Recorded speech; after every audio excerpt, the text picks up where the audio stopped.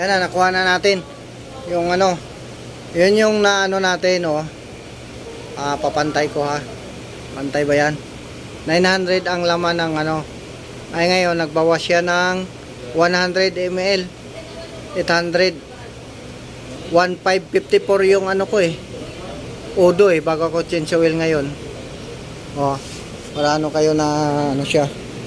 100 ml yung nawala sa bago mag change oil. Yan o. Yan yung na ano niya, na consume niya sa 1554 odometer. Kung siguro nag change oil ako ng 2,000, baka magiging 700 na lang yan o 750. Kaya ano, kaya ako every one ano, walang ano. Yan yung gamit ko sa ano. Okay, ako lang nag-change oil, na nanonood na lang ako sa Shopee. Sa ano. Okay. Muna natin sasara muna natin yung ano.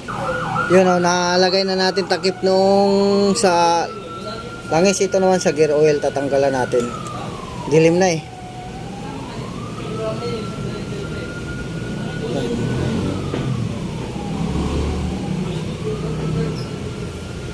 Kailangan na matanggal natin. Palit tayo ng gear oil.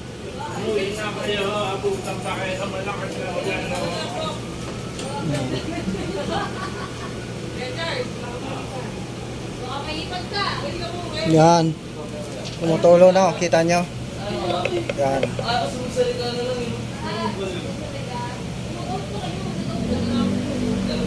Pero maglalagay na rin. Habang nagpapatulo tayo dyan, maglalagay tayo ng langis na.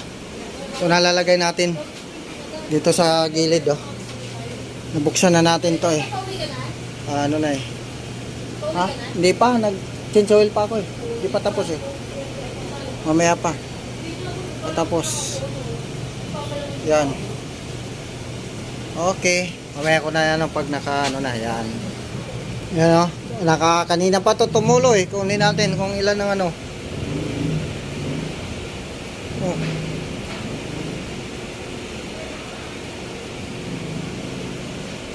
Ba't ganun yung gear oil? 100. Oh. Marami palang gear oil laman. Ilan lang tong ano na to? Na 100 pa. Ang linaw eh oh. Saan bang ml to? Hindi ko ano kung ilang ml to ah.